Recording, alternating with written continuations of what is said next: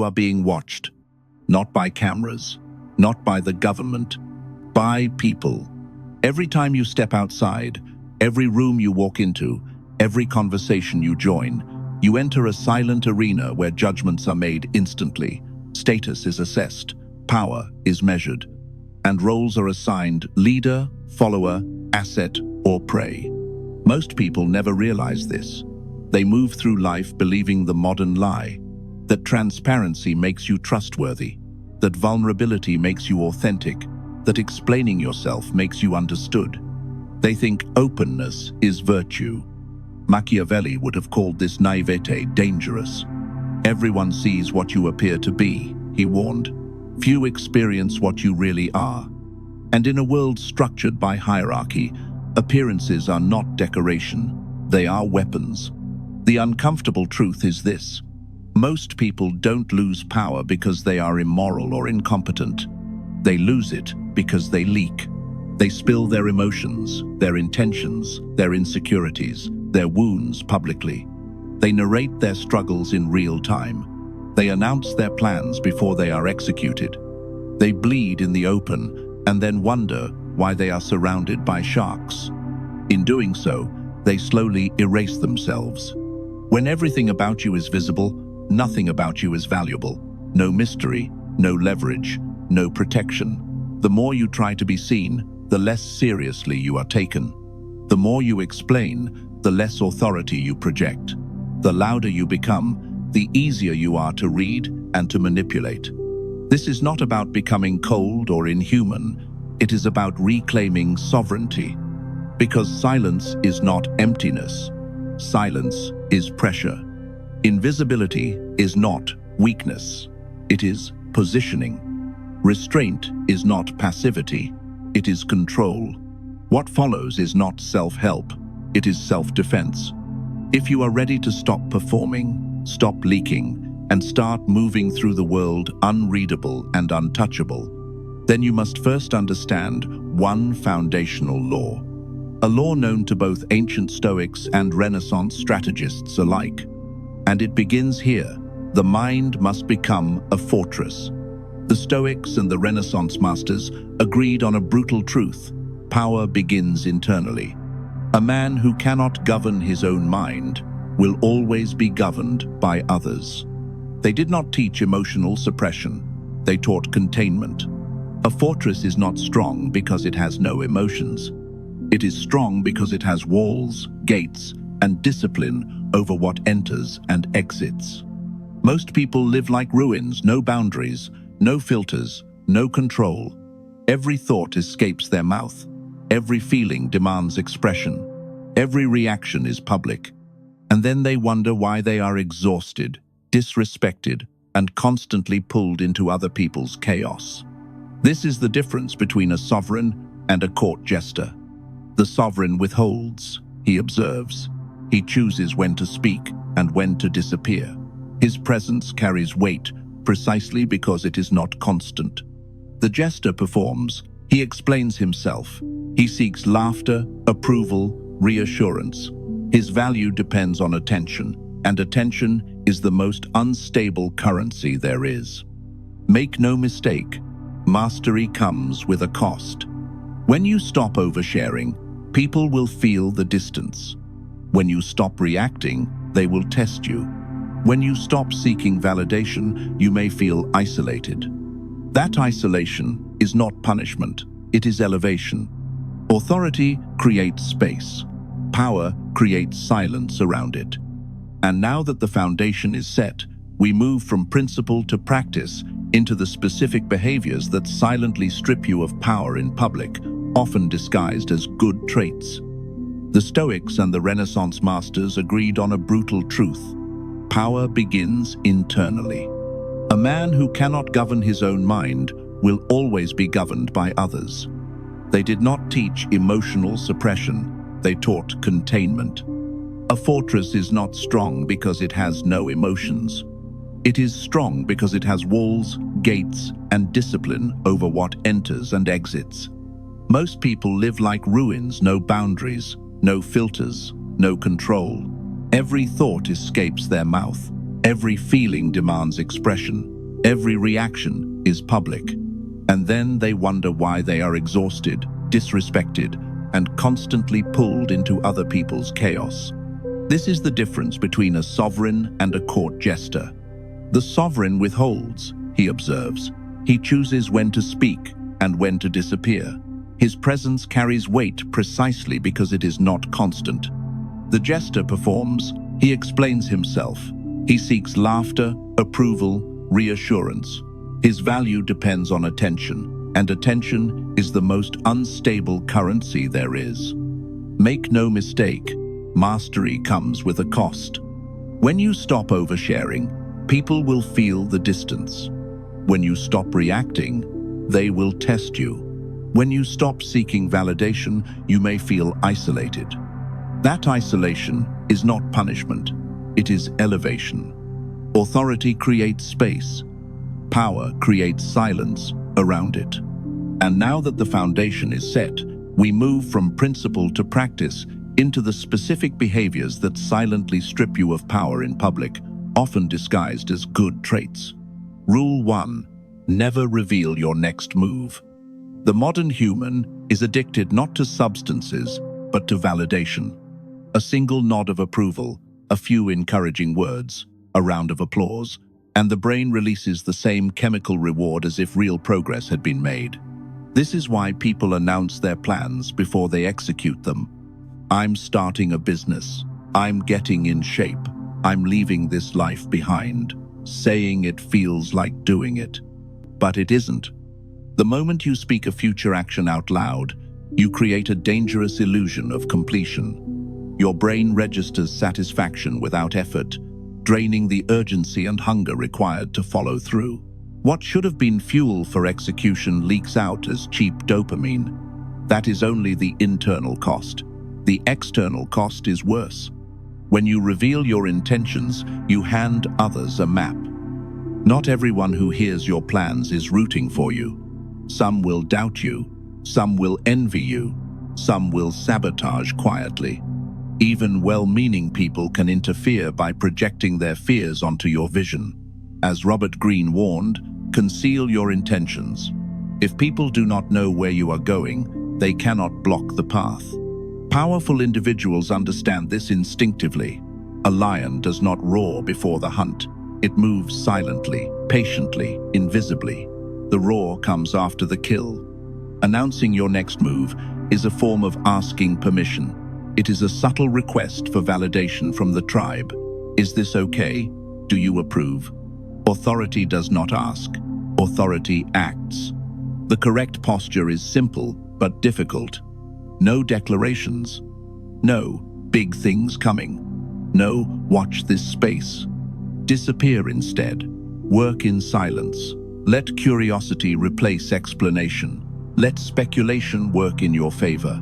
Then return. Not with words, but with results so concrete they require no commentary.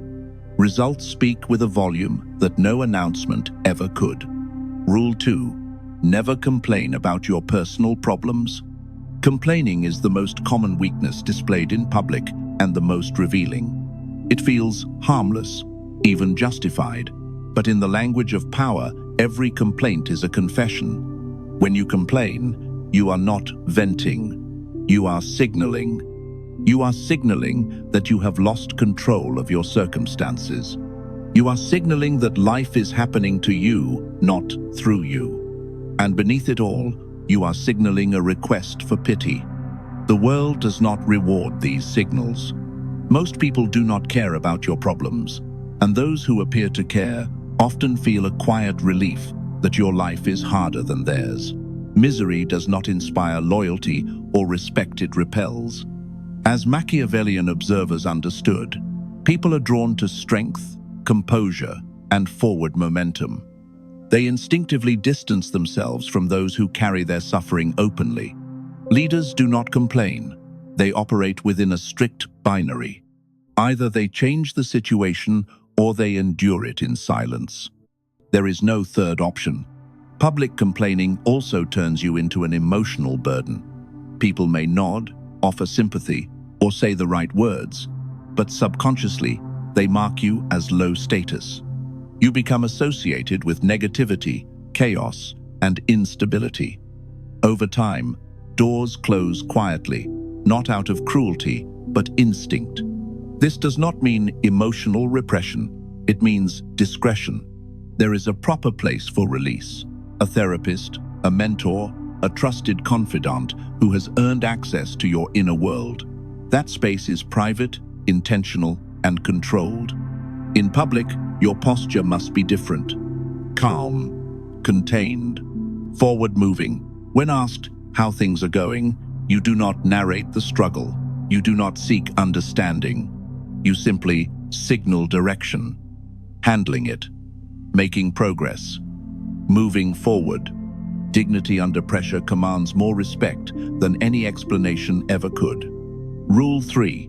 Never lose control of your emotions. Raising your voice is not strength. It is exposure.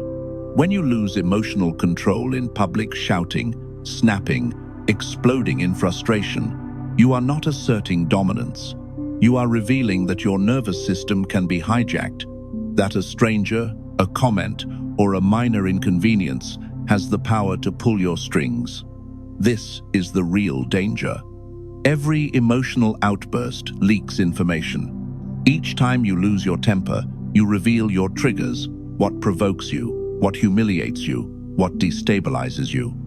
A perceptive enemy stores this data quietly.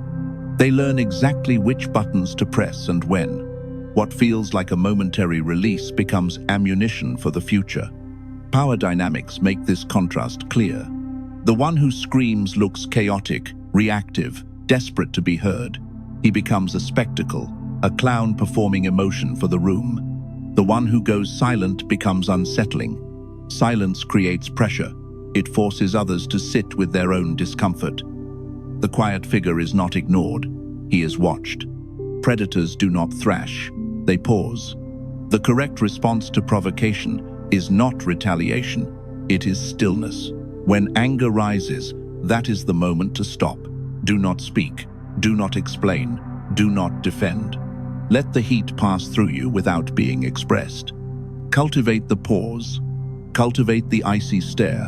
When denied the reaction they expect, aggressors begin to unravel. They over-explain. They escalate. They expose themselves while you remain intact. This is not suppression, it is command. The most frightening person in the room is not the loudest, but the one who controls himself completely. Remember this principle: whoever controls your nervous system owns you. If you master your emotions, you reclaim ownership of yourself, and no one can use you as a weapon against your own interests. Rule 4. Never apologize when it isn't necessary. Modern culture has normalized constant apology. People apologize for existing, for speaking, for taking up space, for having an opinion. What looks like politeness is often something else entirely. Submission training. An apology is not a neutral phrase. It is a power signal. At its core, an apology is an admission of fault. It communicates, I am wrong. I am beneath you. You have moral authority over me. When used appropriately, it is honorable.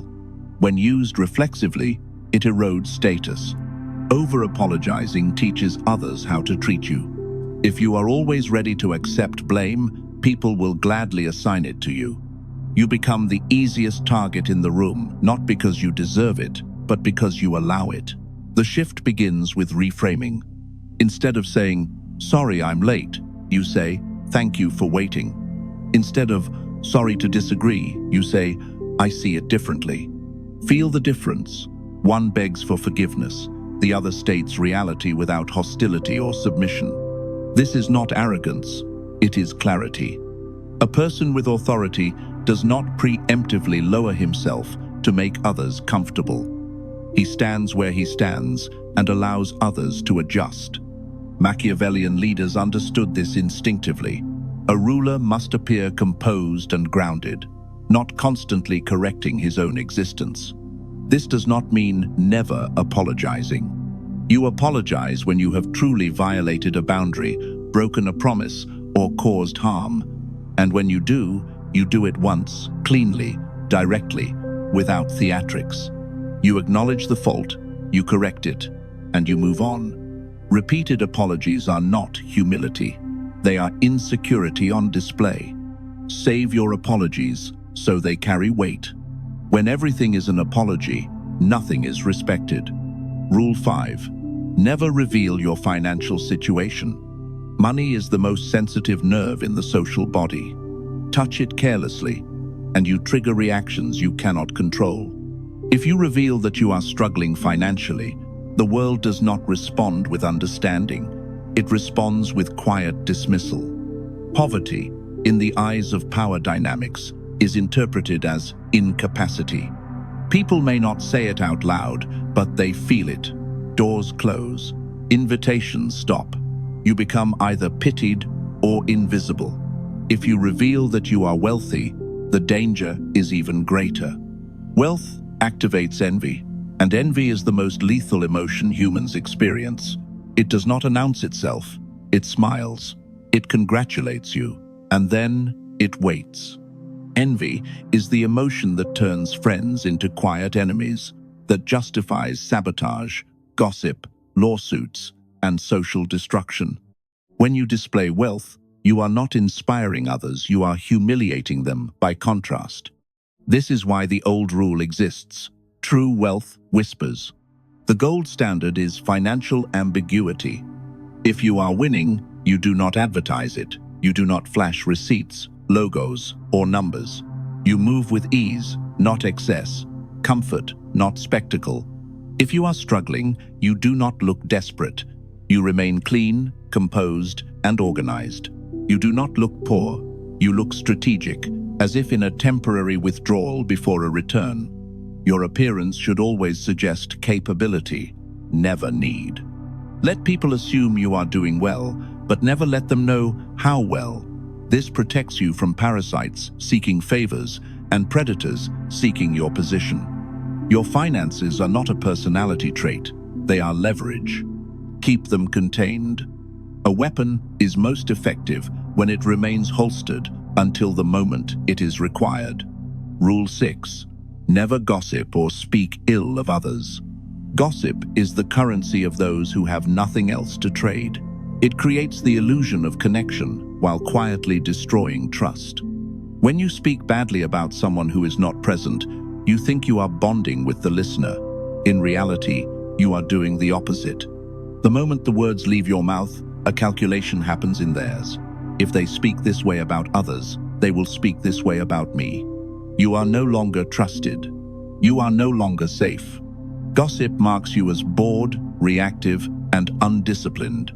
It signals that you gain status not through creation or competence, but through tearing others down. In power dynamics, this is despised. Machiavellian strategy is clear on this point.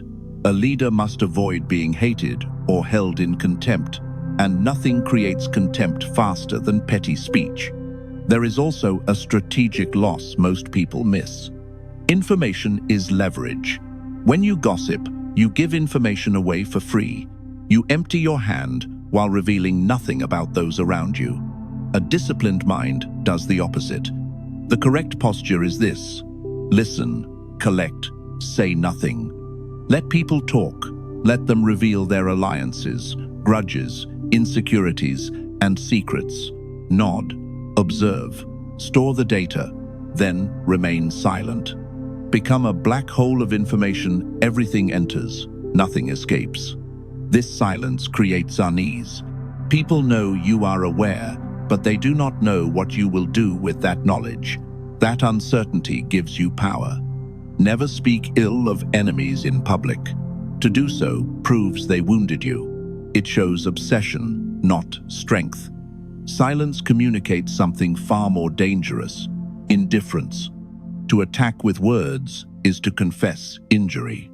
To say nothing is to signal that they are beneath your attention. And in the hierarchy of power, nothing is more humiliating than irrelevance. Rule 7. Never explain your philosophy of life. One of the most common mistakes people make after discovering a new philosophy is the urge to preach it. They read a book, adopt a system, find a code that gives their life structure, and immediately feel compelled to explain it to everyone around them. At dinner tables, at work, online, this impulse is understandable and dangerous.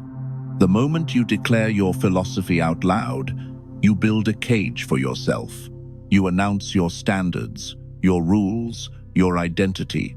And once you do, the world begins watching, waiting for the moment you fail to live up to them. When you inevitably slip, you are no longer human, you are a hypocrite. By explaining your philosophy, you also lose flexibility. You turn a living strategy into a rigid doctrine. Machiavelli warned against this exact trap. A leader, he wrote, must appear moral, faithful, and principled, yet remain adaptable in action. Publicly announcing your code removes that adaptability. It ties your hands and gives others a measuring stick to beat you with. The correct approach is embodiment, not explanation. Live your philosophy quietly. Let it show in your discipline, your restraint, your calm under pressure. Let people notice the effects before they ever hear the theory. When you speak less, curiosity grows. When you explain nothing, people begin to ask. And when they ask only, then you offer a glimpse. Not a lecture, not a manifesto, just enough to satisfy curiosity without exposing the structure beneath. Your life should be the argument. Your behavior should be the proof. Words invite debate. Results invite respect. The most powerful philosophy is not the one you can explain the best. It is the one no one can argue with, because it is already visible in how you move through the world. Rule 9. Never expose your wounds in public. Modern culture sells a comforting lie, that vulnerability is always brave, that exposing your pain publicly makes you authentic and relatable. In private, this can be true. In public, it is dangerous. Power does not operate on empathy. It operates on hierarchy. In any system of dominance, blood in the water does not attract compassion. It attracts predators. When you openly display your trauma, your deepest fears, or your unresolved insecurities, you are not being courageous. You are broadcasting sensitive intelligence. Every unfiltered confession is a map. It tells others where you are weak, what destabilizes you, what can be used to control you later. You may believe you are creating connection. A strategic observer hears something else entirely. If I want leverage, this is where I press.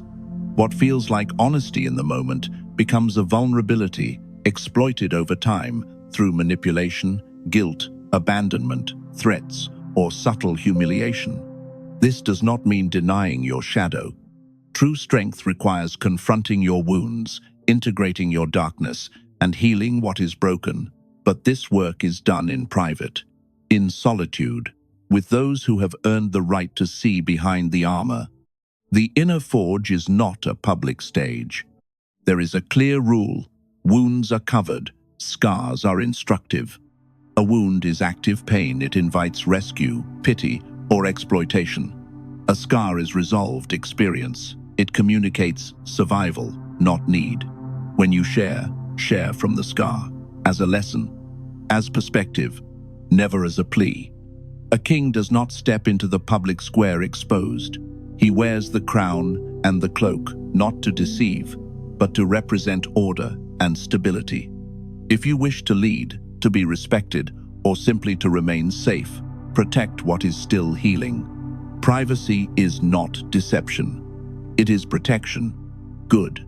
Now comes the part most people avoid. If you read everything above and felt uncomfortable, defensive, or slightly exposed, that is not coincidence. That is recognition. You just saw how many of your habits are not personality traits, but leaks. And every leak is a handle the world uses to move you. So here is the challenge. Not a thought exercise, not motivation, action. For the next 5 days, do this. Say less than you normally do. Reveal nothing about your plans.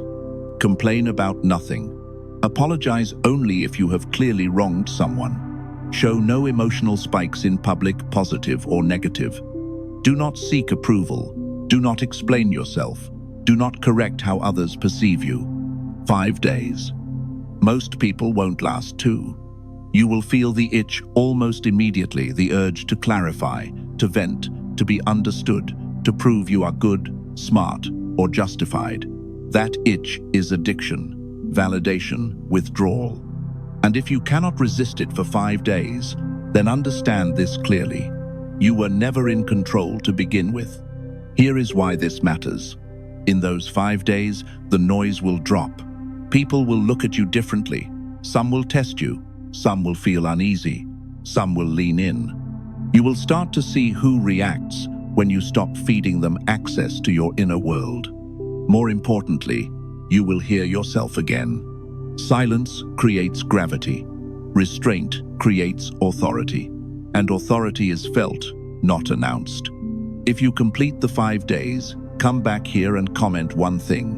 What changed? Not a story, not an explanation. One observation. If you can't do it, don't comment. Your silence will already be the answer. Most damage does not arrive loudly.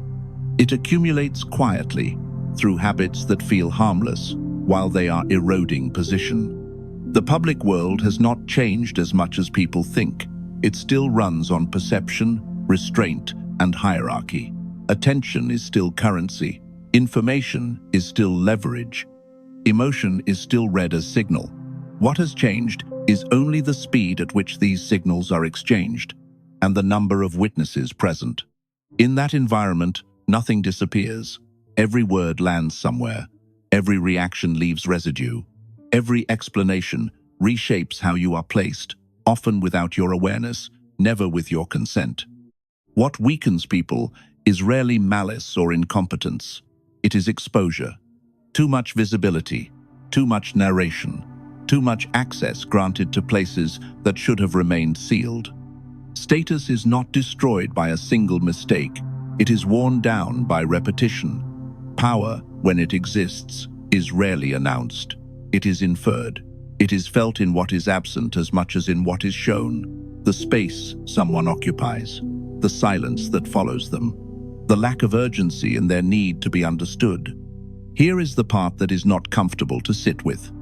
Most people do not lose standing because others attack them. They lose it because they make themselves easy to read. There is no villain in that, no injustice to point at, only a system that responds predictably to what is offered. When nothing leaks, nothing is taken. When nothing is explained, nothing is reduced. When nothing is given away, nothing is used against you. That is not a strategy. It is a condition. And once it is seen, it does not need to be named again.